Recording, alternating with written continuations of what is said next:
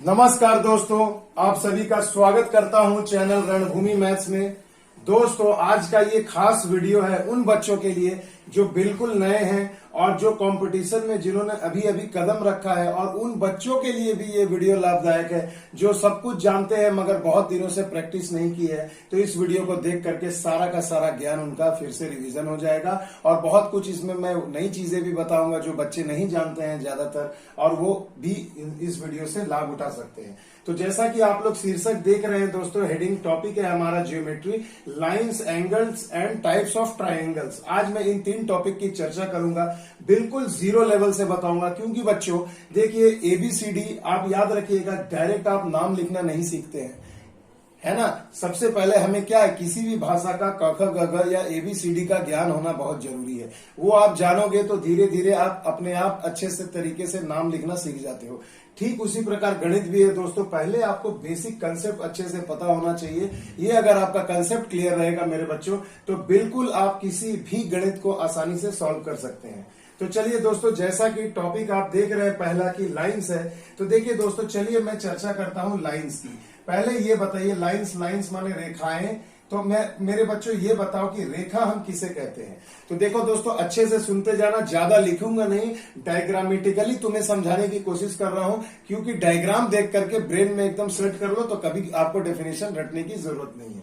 तो मेरे बच्चों, मैं ये कह सकता हूं, रेखा किसे कहते हैं, दो या दो से अधिक बिंदुओं को मिलाने वाली रेखा को, मिलाने वाले को हम रेखा कहते हैं। अब मेरे बच्चों, 2 बिंदु से तो आपको पता है एक ही रेखा खींची जाती है।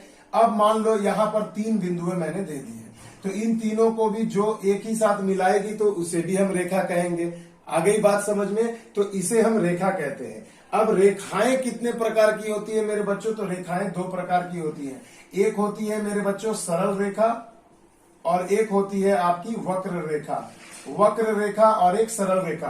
तो अभी जैसा कि मैंने बताया कि मान लो ये जो 2 बिंदु है ए और बी, इसे हमने मिला दिया सीधी रेखा से, तो इसे हम कहेंगे सरल रेखा। अगर इसी बिंदु ए और बी को अगर मैं जिग-जैग वे में ऐसे ऐसे करके मिलाऊं, तो देखो मैं इसे कह सकता हूं क्या, वक्र रेखा। तो ये हो गया आपका वक्र रेखा यानी कर्व लाइन, और ये आपका हो गया सरल, ये वाला हो गया आपका सरल रेखा। कितने बार बिंदुओं को हम ऐसे ऐसे भी करके मिला सकते हैं। तो देखिए वक्र बन रहा ना, एक कर्व पाथ तैयार हो रहा है, तो इसे हम कहेंगे कर्व लाइन या वक्र रेखा। और सिंपल इस रेखा को हम कहेंगे क्या मेरे बच्चों, सरल रेखा। आ गई बात समझ में? देखो, क्योंकि ज्योमेट्री कैसे शुरू होता है, रेखा से ही तो शुरू होता है मेरे बच्चों। बिल्कुल बेसिक ज्ञान है, इसे अच्छे से समझ लो। अब आते हैं, इसके बाद एक और हम डेफिनेशन पढ़ेंगे, उसे हम कहेंगे किरण। किरण मतलब होता है रे। अब भैया ज्योमेट्री में किरण या रे किसे कहते हैं मेरे बच्चों? तो देखो, हम रेखा को के ही एक और रूप है जिसे हम किरण कहते हैं। वो क्या है? देखो, एक किरण केवल एक ही दिशा में गमन करेगी। मान लो मेरे भाई, करना क्या है, मान लो ये एक बिंदु है, यहां से आप कहेंगे कि भैया एक बिंदु से तो हम अनेकों सरल रेखाएं खींची जा सकती है। बिल्कुल सही है। तो उसी रेखा में किरण कौन सी कहलाएगी? तो देखो, ये एक बिंदु है, यहां से एक रेखा निकल रही है, इसमें अगर मैं एरो लगा दूं तो मैं कहूंगा कि भैया ये क्या हो गई, ये किरण हो गई। क्या हो गई दोस्तों? किरण हो गई, रे हो गई।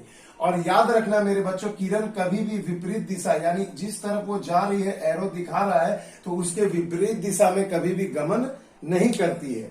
तो इसे हम कहेंगे मेरे बच्चों किरण या रे। आ गई बात समझ में मेरे बच्चों? तो देखो, लाइंस आपने समझ लिया, एक सरल रेखा होती है, एक वक्र रेखा होती है, और एक रे होता है।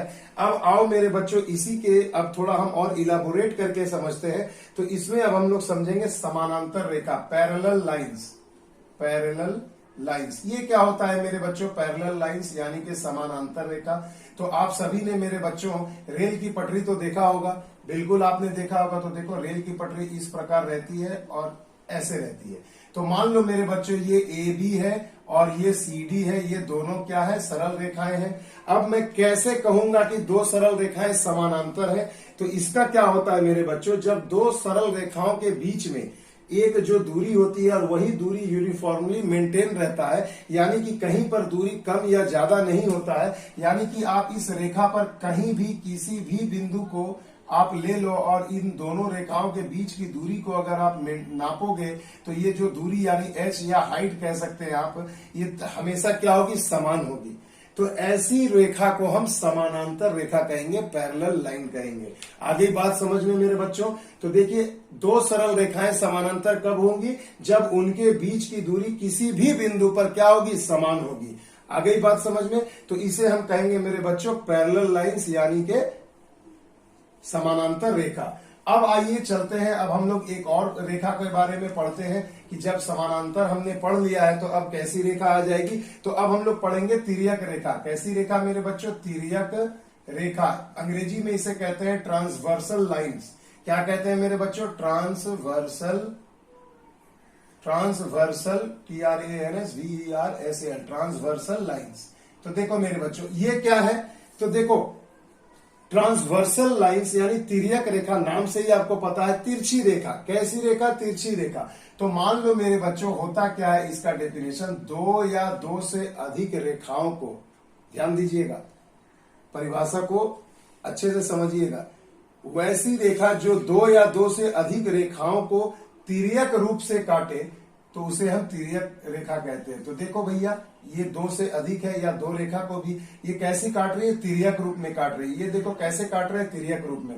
तो अगर मैं इसका नाम दे दूं, ये AB है और ये CD है, तो आप यहाँ कह सकते हैं मेरे बच्चों कि AB और CD जो रेखा है वो कैसी रेखा है मेरे भाई, तिर्यक रेखा है। अब इस डायग्राम को आपको देख करके ये याद आ रहा होगा कि इसमें बहुत सारा एंगल हम लोग बताते हैं कि कौन सा एंगल किसमें होता है। तो वो अभी जब मैं एंगल वाले टॉपिक को जब समझाऊंगा तो उसमें आपको जरूर बताऊंगा। अभी हम लोग फिलहाल लाइंस की चर्चा कर रहे हैं, तो पहले इसे अच्छे से समझ लीजिए। बहुत मजा आने वाला है दोस्तों आज के इस वीडियो में। तो उम्मीद करूंगा कि आप वीडियो को शुरू से अंत तक देखेंगे, अच्छे से समझेंगे, पूरा का पूरा कंसेप्ट क्लियर कर दूंगा, कभी ज्योमेट्री में नहीं फंसोगे। क्योंकि मेरे बच्चों, अधिकतर बच्चों को होता क्या है ना, ज्योमेट्री एंगल निकालना सीख लेते हैं, कुछ क्वेश्चंस को बार बार यूज टू हो जाते हैं बनाकर, मगर ज्ञान की कमी के कारण वो हर प्रकार के क्वेश्चन को सॉल्व नहीं कर पाते हैं मेरे बच्चों। तो देखिए, आज के इस वीडियो में मैं यही समझाना चाहता हूं कि बेसिक ज्ञान करिए, उसके बाद आप, मैंने मेरे प्लेलिस्ट में आपको ज्योमेट्री, ट्रायंगल, एंगल सब बताया हुआ है, एक एक क्वेश्चन सॉल्व किया है, आप उसे भी जाकर के देख सकते हैं और जरूर देखिएगा। मगर पहले इसे एक बार समझ लो, तो उसे बनाने में फिर आपको मजा आ जाएगा। तो चलिए भैया, टाइम बहुत कम है हमारे पास, इसलिए आपको मैं ज्यादा से ज्यादा कोशिश करूंगा कि कम से कम समय में अधिक से अधिक ज्ञान दे सकूं। तो चलिए अब अगले टॉपिक पर हम लोग चलते हैं। उस टॉपिक का नाम है प्रतिच्छेदी रेखाएं। प्रतिच्छेदी रेखा, यानी कि इसे हम अंग्रेजी में कहते हैं इंटरसेक्टिंग लाइंस। क्या लाइंस दोस्तों, इंटरसेक्टिंग लाइंस। अब ये क्या होती है मेरे बच्चों, इंटरसेक्टिंग लाइंस। तो इंटरसेक्ट करना मतलब एक दूसरे को गुजरना, एक दूसरे से गुजरना, एक दूसरे को काटना।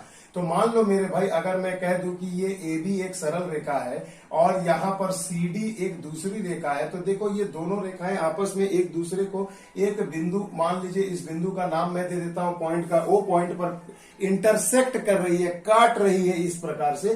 तो यहाँ AB और CD को मैं कह सकता हूं ये कैसी रेखाएं हैं मेरे दोस्तों, प्रतिच्छेदी रेखाएं हैं, यानी कि इंटरसेक्टिंग लाइंस है।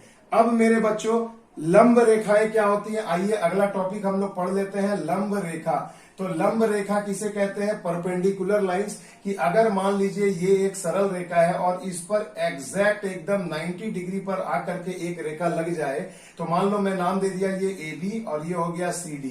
तो मेरे बच्चों, ये जो CD रेखा है, देखिए AB रेखा पर बिल्कुल लंबवत आकर खड़ी हो गई है, परपेंडिकुलर। तो मैं यहां पर कह सकता हूं कि CD जो है वो लंब होगी किस पर, AB पर। और लंब दर्शाने का देखो सिंबल ही यही होता है दोस्तों, परपेंडिकुलर दर्शाने का। तो इसे अच्छे से समझ लेना। तो देखिए, ये दो रेखाएं क्या होंगी, CD लंब होंगी AB पर। तो देखो मेरे बच्चों, ये सब आप जानते हैं, मगर फिर भी मैं बता रहा हूं, जरूर इसके पीछे कोई राज है, मकसद है, तो इसे अच्छे से समझो। अब चलिए बच्चों, अगले टॉपिक पर हम चलते हैं। उस टॉपिक का नाम है कैसी रेखा, कंकरेंट लाइन। कंकरेंट लाइन यानी कि संगामी रेखाएं। संगामी रेखाएं, अगर आपको नोट करना है, आप डायग्रामेटिकली इसे नोट भी कर सकते हैं, ताकि कभी आपको रिवीजन करना पड़े तो आप आसानी से कर पाए। तो देखो, जब दो या दो से अधिक रेखाएं एक ही बिंदु से होकर गुजरती है ना, तो उन्हें हम क्या कहते हैं बच्चों, संगामी रेखाएं। मान लीजिए कि मैं यहाँ आपको एक एग्जांपल देता हूं, ये एक पॉइंट है, क्लियर। अब देखिए यहां से एक रेखा गुजरी, इस बिंदु से ये एक रेखा गुजरी, ये एक रेखा गुजरी, ये गुजर गई, ये इधर गुजर गई। तो देखो एक ही पॉइंट से अगर ये सभी गुजरेंगी बच्चों, तो हम इन सभी रेखाओं को क्या कहेंगे? संगामी रेखाएं। संगामी यानी कि concurrent lines, CONCURRENT, concurrent lines. क्या कहेंगे मेरे बच्चों? Concurrent lines. तो इन सभी रेखाओं को हम क्या कह दिया बच्चों? Concurrent lines. अब देखो मेरे बच्चों, इसी में एक और टॉपिक आता है जिसे हम कहते हैं कोलिनियर पॉइंट्स। तो ये क्या होते हैं कोलिनियर पॉइंट्स मेरे बच्चों? तो ध्यान दीजिएगा, आप इसे अच्छे से समझिएगा। देखो मेरे भाई, 3 या उससे अधिक बिंदु जब एक ही रेखा पर हो तो उन सभी बिंदुओं को हम कोलिनियर पॉइंट्स कहते हैं। ये 3 या 3 से अधिक, देखो ये एक पॉइंट है, ये भी एक पॉइंट है, और मैं मान लेता हूं ये भी एक पॉइंट है। तो मैंने जैसा कि परिभाषा बताया, 3 या 3 से अधिक, आप जितना भी पॉइंट कर दो भाई, 4, 5, 6 जो भी कर दो। अब देखो भैया, इसे मैं कोलिनियर नहीं कह सकता, क्योंकि मेरे भाई ये क्या है? ये 2 बिंदुओं से मिलने वाली एक सरल रेखा बनी। अब समझ में आया? इसलिए डेफिनेशन में स्टार्ट में ही कहा गया कि 3 या 3 से अधिक। अब मान लो इसे मैं आगे बढ़ाया और यहां तीसरे बिंदु को मिला दिया, तो मैं कह सकता हूं पॉइंट नंबर 1, 2 और ये 3, ये तीनों क्या है? कोलिनियर पॉइंट्स है। कैसे पॉइंट्स है? कोलिनियर। समझ में आ रहा है ना मेरे बच्चों? संरेखीय बिंदु, सरेखीय बिंदु। कैसी बिंदु है? सरेखीय, मतलब एक ही रेखा पर। अब मान लो आप पॉइंट नंबर 4 पे बढ़ा दो, पॉइंट नंबर 5 पे बढ़ा दो, पॉइंट नंबर 6 पे बढ़ा दो। अब देखो ये पूरी की पूरी ये जो सरल रेखा बन गई, इसे मैं क्या कहूंगा? ये सभी बिंदुओं को मैं क्या कहूंगा? सरेखीय बिंदु है, कोलिनियर पॉइंट्स। देखो मैं यहां पर लिख देता हूं कोलिनियर पॉइंट्स। इसे आप अच्छे से समझ लेना। ये हो गया क्या मेरे बच्चों? Collinear points. कोलिनियर का मतलब एक ही सरल रेखा पर जब ढेर सारी बिंदुएं होंगी तो उन्हें हम क्या कहेंगे मेरे बच्चों? Collinear points. आगे बात समझ में? अब मेरे बच्चों, अब हम लोग देखिए, ये सब हमने लाइंस पे चर्चा की। अब हम लोग चर्चा करते हैं एंगल्स पे। तो एंगल्स पे जब हम लोग चर्चा करने जा रहे हैं मेरे बच्चों, तो आइए जरा सा एंगल के बारे में पढ़ लेते हैं कि भैया एंगल एक्चुअली में कहते किसे हैं, है ना? ये ज्ञान होना बहुत जरूरी है आपको। तो चलिए, मैंने पहले यहाँ पर एक टॉपिक लिख दिया जिसे हम हिंदी में कहते हैं कोण और अंग्रेजी में कहते हैं एंगल्स। अब मेरे बच्चों ये देखिए, ये क्या होता है? एंगल क्या होता है? तो जब 2 किरणें एक ही बिंदु से निकलती हैं या वापस समाप्त होती हैं, तो उस अंतिम बिंदु पर ही को ही हम क्या कहते हैं? कोण कहते हैं। अब देखो ये क्या है?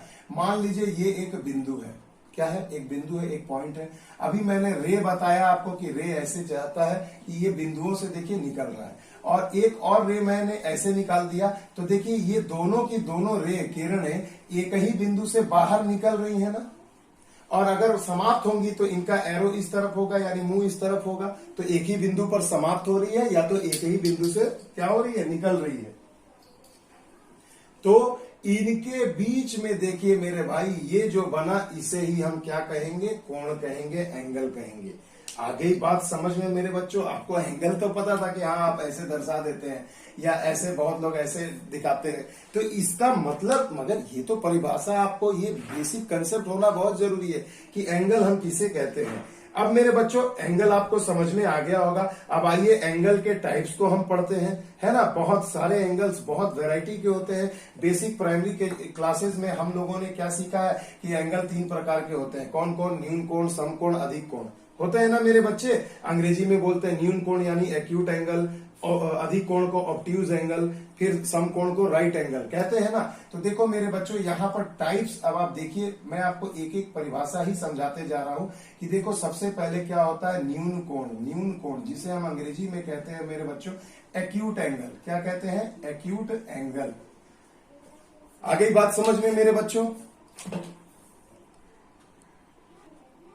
तो देखो मेरे बच्चों, न्यून कोण आपको बिल्कुल समझ में आ गया होगा। मैंने पूरा चार्ट ही बना दिया, और भी अभी इसमें 3 ऐड होंगे। एकांतर कोण, संगत कोण, शीर्षाभिमुख कोण, यानी कि आपका वर्टिकली अपोजिट एंगल। तो मेरे बच्चों सब आएंगे। मैं अभी आपको पहले ये 7 टाइप के समझा देता हूं, उसके बाद फिर से समझाता हूं।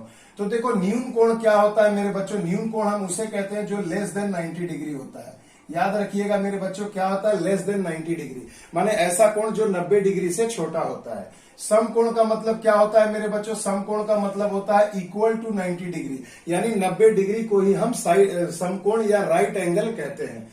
अधिक कोण का मतलब क्या होता है? अधिक कोण का मतलब होता है मेरे बच्चों ऐसा एंगल जो ग्रेटर देन 90 होता है, यानी 90 से ज्यादा, जैसे 91, 92, 105, 130 कुछ भी हो, तो ये सभी क्या कहलाते हैं मेरे बच्चों? अधिक कोण कहलाते हैं। आ रही है ना बात समझ में? लेकिन इसमें एक और चीज है, जो 90 डिग्री से तो बड़ा होगा मगर 180 डिग्री से छोटा होता है। याद रखिएगा मेरे बच्चों, 90 डिग्री से तो बड़ा होगा लेकिन 180 डिग्री से, मैं यहां लिख देता हूं। तो देखो मान लो ऐसे लिखता हूं मैं कि x अगर एक अधिक कोण है x, तो ये क्या होगा? ये ग्रेटर देन 90 होगा मगर लेस देन 180 होगा। आप ऐसे याद रख सकते हैं कि अधिक कोण हम किसे कहेंगे? जो 90 डिग्री से तो बड़ा होगा लेकिन 180 डिग्री से छोटा होगा।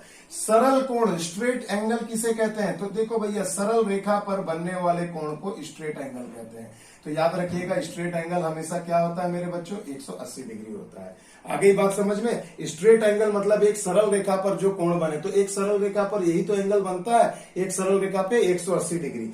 क्लियर है मेरे बच्चों? समझ में आ गया? अगले टॉपिक को आइए देखिए, पुनर्युक्त कोण। पुनर्युक्त कोण यानी कि रिफ्लेक्स एंगल। तो मान लीजिए मेरे बच्चों की दो रेखाओं से मिल करके इस तरीके से एक एंगल बना है। ये मान लीजिए ये 30 डिग्री का ये एक एंगल बना है, सपोज दैट।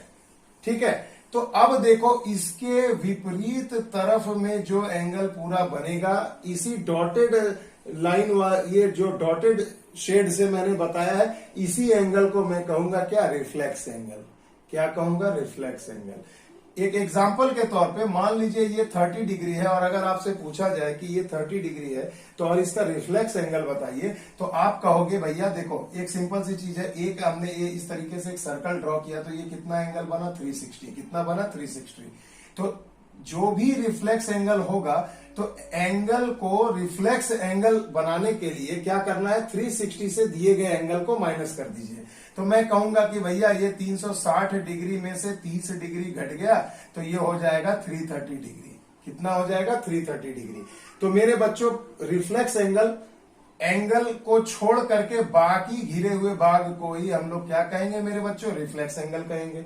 तो जो रिफ्लेक्स एंगल होगा वो याद रखना, वो हमेशा 180 डिग्री से बड़ा होता है। क्या होता है मेरे बच्चों? तो मान लीजिए अगर x के द्वारा मैं एक रिफ्लेक्स एंगल को दिखाना चाहता हूं, तो आप कहेंगे कि ये 180 डिग्री से बड़ा होगा और 360 डिग्री से छोटा होगा। आगे बात समझ में? क्योंकि पूरा एंगल ही तो हमारा 360 होता है, तो जब 360 के इक्वल हो जाएगा तो वो रिफ्लेक्स एंगल नहीं होगा, तो पूरा एंगल हो गया ना। तो याद रखिएगा कि अधिक कोण ऑब्ट्यूज एंगल क्या होता है? 90 से बड़ा और 180 से छोटा। और जैसे ही 180 आएगा तो आप कहेंगे वो स्ट्रेट एंगल है, सरल कोण है। और जैसे ही 180 से ज्यादा होने लगे तो आप उसे कहेंगे कि ये रिफ्लेक्स एंगल है। क्या है? Reflex angle. आपको मैं क्वेश्चन भी बता दूंगा बच्चों, एमसीक्यू में भी ये सब क्वेश्चन पूछे जाते हैं। आरआरसी 2013-14 में बच्चों भर दिया गया था हर आरआरबी के सेट में इस तरीके के 1 से 2 एमसीक्यू। तो जिन बच्चों को ज्ञान था उन्होंने उस ज्ञान का फायदा उठाया, एग्जाम में सही कर दिया। मगर यही चीज बताना चाहता हूं, बहुत सारे बच्चों को तो ये पता ही नहीं रहता। तो बिल्कुल एबीसीडी अच्छे से जानो, तब तो नाम लिख पाओगे। आगे बात समझ में? अब आते हैं मेरे भाई पूरक कोण। पूरक कोण को अंग्रेजी में हम लोग कहते हैं कॉम्प्लीमेंट्री एंगल। कॉम्प्लीमेंट्री एंगल क्या होता है मेरे भाई? आइए मैं आपको एक छोटे से डायग्राम से समझाता हूं। मान लो ये एक रेखा है AB और ये BC। अब मेरे भाई इन रेखाओं के बीच में कोई एक और भुजा खींच दो, मैं इसका नाम दे देता हूं BD। अब मेरे बच्चों देखो यहां पर दो एंगल जनरेट हो गया, ये एंगल 1 और ये एंगल 2। तो मेरी बात समझो बच्चों, देखो याद रखना कॉम्प्लीमेंट्री एंगल का मतलब ये होता है ना, देखो ये एंगल पूरा ABC, ये जो एंगल था पूरा ये 90 डिग्री था। तो याद रखिएगा कि पूरक कोण हम किसे कहते हैं? उन दो कोणों को हम लोग पूरक बोलते हैं जिनका सम 90 डिग्री हो। कितना हो मेरे बच्चों? 90 डिग्री, यानी π/2 रेडियन। तो अब देखो मैं तब कह सकता हूं कि एंगल ABD और प्लस एंगल DBC, ये दोनों मिल करके कितना होंगे? 90 डिग्री। और जब तो कोई भी दो कोण मिल करके 90 डिग्री होते हैं मेरे बच्चों, तो याद रखिएगा उन दोनों कोण को हम क्या कहेंगे? पूरक कोण कहेंगे। क्या कहेंगे? पूरक कोण कहेंगे, यानी कि कॉम्प्लीमेंट्री एंगल कहेंगे। आगे बात समझ में। अब इस पर एमसीक्यू क्या पूछा जाता है, कह दिया जाएगा कि एंगल 30 डिग्री है और कहा जाएगा कि 30 डिग्री का कॉम्प्लीमेंट्री एंगल बताइए। क्या पूछा जाएगा, 30 डिग्री का कॉम्प्लीमेंट्री एंगल। तो आप क्या बोलोगे मेरे भाई, 30 डिग्री का कॉम्प्लीमेंट्री क्या होता है, तो 90 में से घटा दो, 90 में से घटा दो, तो 90 में से 30 गए तो 60 हो गया। या ऐसे सोचो 30 में कितना जोड़े जो 90 हो जाए, तो 30 में 60 जोड़ देंगे। क्लियर है मेरे बच्चों, आई होप इतना तो आपको समझ में आ रहा होगा, कोई बहुत बड़ी चीज नहीं है। अब देखिए संपूरक कोण, संपूरक कोण का मतलब होता है मेरे बच्चों सप्लीमेंट्री एंगल, यानी कि ऐसे एंगल जिनको जोड़ करके कितना आ जाए 180। अब देखो मेरे भाई, मैंने एक सरल रेखा बना लिया, इस सरल रेखा में एक मैंने रेखा दे दिया। अब देखो भाई, ये एक एंगल बना, ये एक एंगल बना। अब मुझे बताओ कि ये पूरा एंगल तो 180 डिग्री होता है। अब ये एंगल और ये एंगल अगर मैं जोड़ूं तो ये देखो, ये भी तो मिलके 180 ही होगा। तो याद रखिएगा एंगल 1 प्लस एंगल 2 ये हमेशा मिल करके कितने होंगे, 180। यहाँ मैं 1 लिख दे रहा हूँ, यहाँ 2 लिख दे रहा हूँ। दिख रहा है तो आप लोगों को, जी हाँ बिल्कुल दिख रहा है। तो इसे ऐसे समझिएगा मेरे बच्चों, बहुत ही आसान चीज है। ये एंगल 1 और ये वाला एंगल 2 दोनों मिलके कितना हो जाएगा, 180 डिग्री। लो भैया थोड़ा और क्लियर करके लिख देता हूं ताकि आपको समझने में दिक्कत ना। ये एक सरल रेखा, इस पर कोई भी एक रेखा है, ये एंगल 1 बना और ये एंगल 2, तो एंगल 1 और 2 मिलके हमेशा कितने होंगे मेरे बच्चों, 180 डिग्री होंगे। तो ऐसे दो कोण जिनका योग 180 डिग्री हो उसे हम संपूरक कोण कहते हैं। क्लियर है मेरे बच्चों, इस पर भी एमसीक्यू आएगा। एक एंगल दे दिया जाएगा 40 डिग्री, बोलेगा इसका संपूरक कोण बताओ, तो कितना हो जाएगा 140 डिग्री। 180 से उसको माइनस कर देना। आगे बात समझ में आइए, तीन एंगल और भी हैं, उसे भी मैं आपको अच्छे से समझा देता हूं। तो देखिए मेरे बच्चों, अब हम आ गए हैं आसन्न कोण। आसन्न कोण को हम लोग अंग्रेजी में कहते हैं एडजेसेंट एंगल। क्या कहते हैं मेरे बच्चों, एडजेसेंट एंगल। अब देखो भाई ये क्या चीज हो गई, तो देखो मेरे भाई सिंपल सी एक चीज है। देखो अगर मैं एक एंगल बना दूं, दो रे को मिला करके अगर मैं एक एंगल बना दूं और इसके बीचों बीच एक और रेखा गई है। अब ध्यान से समझिएगा, ये पूरा तो एक एंगल है, मगर देखो यहाँ दो एंगल बन रहे हैं। कितने एंगल बन रहे हैं, दो। मैंने यहाँ नाम दे दिया AOB और इसे नाम दे दिया C। चलिए मैंने इसका नामकरण भी कर दिया। अब एडजेसेंट एंगल, आसन्न कोण क्या होता है भाई, आसन्न कोण का मतलब होता है, एडजेसेंट एंगल का मतलब होता है कि साथ में लगा हुआ कोण। अब ये क्या होता है भाई, तो ऐसे दो कोण को आसन्न कोण हम कहेंगे जिनका एक ही शीर्ष बिंदु हो और जिनकी एक ही उभयनिष्ठ भुजा हो। तो देखो ये, अब ये हिंदी, शुद्ध हिंदी में जो मैंने कहा इसे समझो। देखो ये एक बिंदु है, इसे हम एपेक्स या शीर्ष कह सकते हैं। इसी बिंदु से एक आपकी उभयनिष्ठ भुजा, एक कॉमन लाइन जा चुकी है और इसी कॉमन लाइन से देखो यहाँ एक कॉमन पॉइंट से एक यहाँ एंगल बना और इसी कॉमन पॉइंट से देखो यहाँ एक रेखा खींच दिया, तो ये एक एंगल बना। यानी कि इन दोनों एंगल के लिए एक कॉमन भुजा मांगा जा रहा है और वो कॉमन भुजा OC है कि नहीं, है ना। और इसी OC के वजह से इधर भी एंगल बना, इधर भी एंगल बना। तो मैं मेरे बच्चों AOC और एंगल COB को मैं आसन्न कोण कह सकता हूं, एडजेसेंट एंगल कह सकता हूं। ध्यान देना मेरे बच्चों, एंगल्स किस एंगल को क्या कहते हैं, क्या नाम होता है, कौन किसके बराबर होता है, यही तो जानना है। यहीं से तो आपको 1 से 2 क्वेश्चन एग्जाम में मिलते हैं। एक क्वेश्चन तो मिलेगा, SSC हो, RRB हो, बैंक हो, कोई भी परीक्षा हो। ज्योमेट्री का बिल्कुल ये ABCD है, यहां से एक क्वेश्चन से लेकर 2 क्वेश्चन आपको जरूर मिलेंगे। इसलिए आज के इस वीडियो को देखते के साथ ही आपका 2 नंबर तो फिक्स हो जाएगा, इतना तो है मेरे भाई। तो इसे अच्छे से समझिए। तो देखिए आसन्न कोण, आई होप आपको समझ में आ गया होगा। अब मेरे बच्चों देखो सम्मुख कोण, इसे हम कहते हैं शीर्षाभिमुख कोण या वर्टिकली अपोजिट एंगल। अब ये क्या होता है, तो चलिए मेरे भाई सबसे पहले हम दो इंटरसेक्टिंग लाइंस बनाते हैं जो आपस में एक दूसरे को O बिंदु पर काट रही है। इसका नाम मैं दे दिया AB और इसका नाम मैं दे दिया CD। चलो भैया, अब ये सम्मुख कोण क्या है, सम्मुख यानी मुख के सामने, अभिमुख मुख के उल्टे, मतलब आपके चेहरे के सामने। तो देखो भैया यहाँ पर पूरा तो कोण 360 होता है। तो देखो ये एंगल मैंने इसका नाम दे दिया 1, ये एंगल इसका नाम दे दिया 2, ये एंगल इसका नाम दे दिया 3, इस एंगल का मैंने नाम दे दिया 4। अब सम्मुख कोण हम किसे कहेंगे मेरे भाई, या शीर्षाभिमुख कोण हम किसे कहेंगे, तो देखो एंगल 1 के मुख के सामने कौन सा एंगल है, एंगल 3। तो ये दोनों हमेशा बराबर होंगे, इसे ही कहते हैं हम मेरे बच्चों क्या, सम्मुख कोण। अब देखो एंगल 4 है और यहां पर एंगल 2 है। इसके मुख के सामने तो यही है ना, 2 के सामने 4 है, 4 के सामने 2 है, 1 के सामने 3 है, 3 के सामने 1 है। सम्मुख यानी मुख के सामने, मुख के अभिमुख जो एंगल है, शीर्ष के अभिमुख, वही हो गया आपका एंगल। तो देखिए ये हो गया सम्मुख कोण। आई होप आप भी ये जानते होंगे। अब एक सबसे जबरदस्त चीज मेरे बच्चों, जिसमें आपको इन सभी एंगल्स का नामकरण करना होगा। तो ऐसे क्वेश्चन को बनाने के लिए चलिए एक आखिरी में आपको एक टॉपिक और बता देता हूं। ये वीडियो नहीं तो बहुत बड़ा हो जाएगा मेरे बच्चों, और ट्रायंगल्स की चर्चा मैं अगले वीडियो में करूंगा। शुरू से शीर्ष लंब, लंब केंद्र, गुरुत्व केंद्र, शीर्षा लंब, ये मध्यिका किसे कहते हैं, बेसिक डिटेल से समझाऊंगा। और क्वेश्चन मेरा ऑलरेडी आपका प्लेलिस्ट में बन के रखा हुआ है, तो जिन बच्चों को देखना है वो वहां भी जाकर देख सकते हैं, और उनका लिंक मैं आज के इस वीडियो के डिस्क्रिप्शन में जरूर दे दूंगा। तो देखिए मेरे बच्चों, अब यहां हम लोग पढ़ते हैं, चलिए, कि समानांतर रेखा और ट्रांसवर्सल लाइन यानी कि तिर्यक रेखा से हम किस किस एंगल को बना सकते हैं। तो मेरे भाई देखो, ये मैंने 2 समानांतर रेखाएं खींच दी। इसका नाम हो गया AB और इसका नाम मैंने दे दिया CD। अब मेरे भाई एक जो है, एक तिर्यक रेखा अगर इन दोनों समानांतर रेखाओं को काटती है, इसका नाम दे दो मेरे भाई E, इसका नाम दे दो F। क्लियर है? अब मेरे बच्चों ये बताओ कि यहां पर कौन कौन सा एंगल बनेगा और कौन किसके बराबर होगा। तो यही ज्ञान आपको बहुत जरूरी है मेरे बच्चों। तो चलिए सबसे पहले मैं इसे 3 पार्ट में बांटता हूं, क्योंकि यहां संगत कोण बनेगा, सम्मुख कोण बनेगा और एकांतर कोण बनेगा। एकांतर कोण मैंने अभी नहीं समझाया है, मैं आपको इसी के माध्यम से समझा दूंगा। तो चलिए 1 नंबर सबसे पहले हम लोग यहां लिखते हैं संगत कोण। तो संगत कोण अभी जैसा मैंने बताया एडजेसेंट एंगल है ना। तो संगत कोण में आप माफ कीजिएगा, संगत कोण मतलब एक ही साथ वाले, एडजेसेंट एंगल माने आसन्न कोण होते हैं।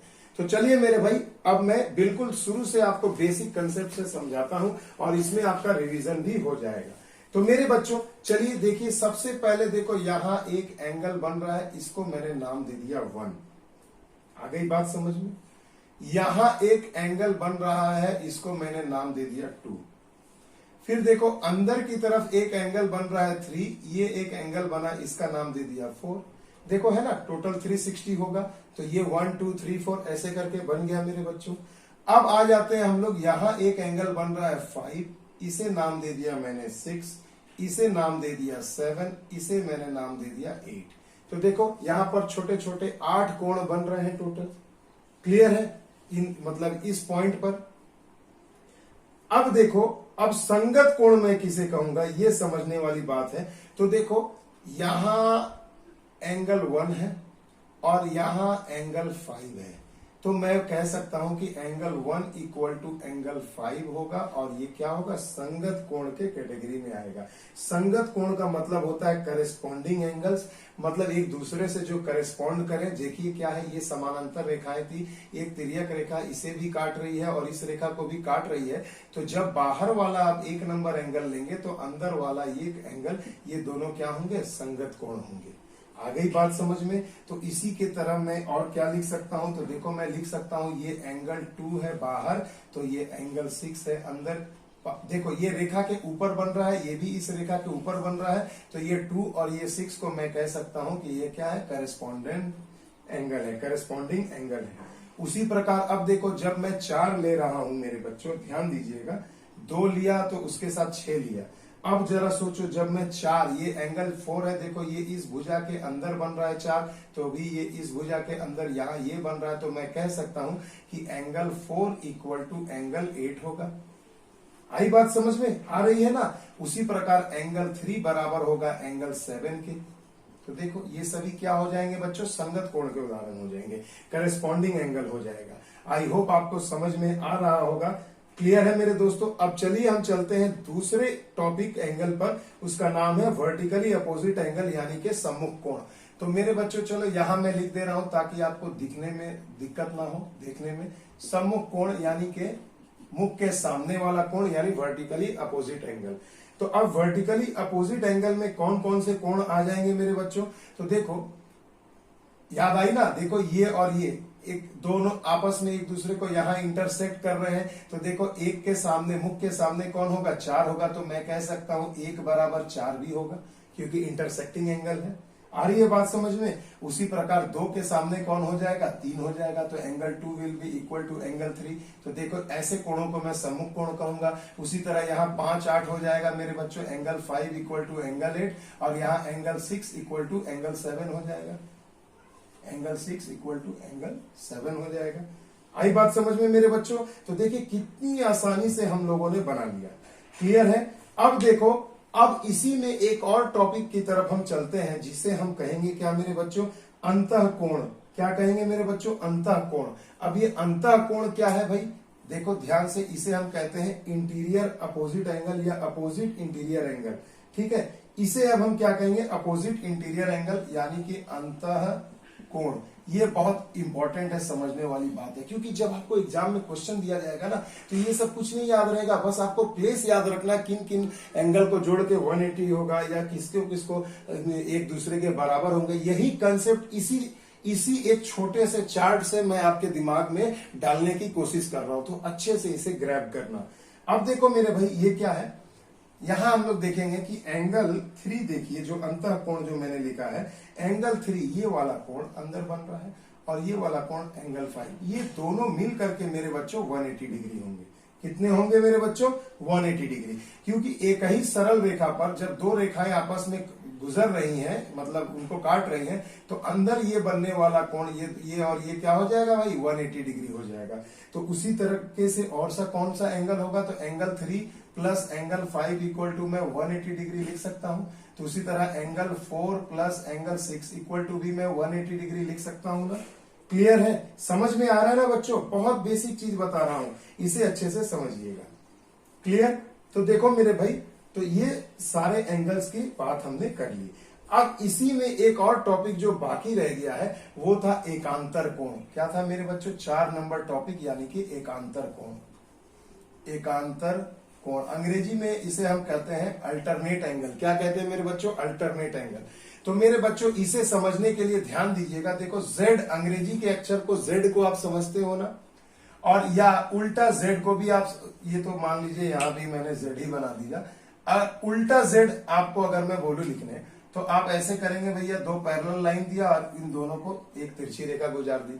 तो देखो भैया, ये जो एंगल बना, देखो Z जो बना, तो ये जो एंगल है और ये एंगल, ये दोनों बराबर होंगे, और इन्हीं दोनों एंगल को मैं क्या कहूंगा, एकांतर कोण या अल्टरनेट एंगल। तो ठीक उसी प्रकार यहां और यहां वाला एंगल भी क्या होगा, अल्टरनेट एंगल होगा। अब इस फिगर को यहां रख के जरा सा सोचो कि अल्टरनेट एंगल यहां कौन कौन होगा। तो देखो भाई, मेरे सिंपल सी एक बात है, देखो यहां पर ये एक Z आपको बनता हुआ दिख रहा होगा। तो देखो एंगल 3 और एंगल 6 क्या होंगे, एंगल 3 इक्वल टू एंगल 6 होंगे, क्योंकि ये अल्टरनेट एंगल है। ठीक उसी प्रकार देखो मेरे भाई, इस यहां पर देखो, यहां ऐसे है, ये ऐसे है, और एक यहां ऐसे गया है। तो अब देखो, आप यहां कह सकते हो कि ये एंगल 4 और ये एंगल 5 भी अल्टरनेट एंगल होगा ना मेरे भाई। तो हम कह सकते हैं कि एंगल 4 इक्वल टू एंगल 5 भी हो सकता है अल्टरनेट एंगल। तो देखिए मेरे बच्चों, इस वीडियो में मैंने कोशिश किया कि आपको लाइंस और एंगल्स का पूरा ज्ञान दे सकूं। ट्रायंगल भी मैं सोचा कि इसमें ऐड कर दूं, बट ट्रायंगल हो नहीं पाएगा, क्योंकि ट्रायंगल अभी तक मैंने जितना आपको बताया, जो भी 20-25 मिनट का ये वीडियो है, अभी आपको ट्रायंगल बताने में भी उतना 20 से 25 मिनट लग जाएगा, तो वीडियो बहुत बड़ा होगा।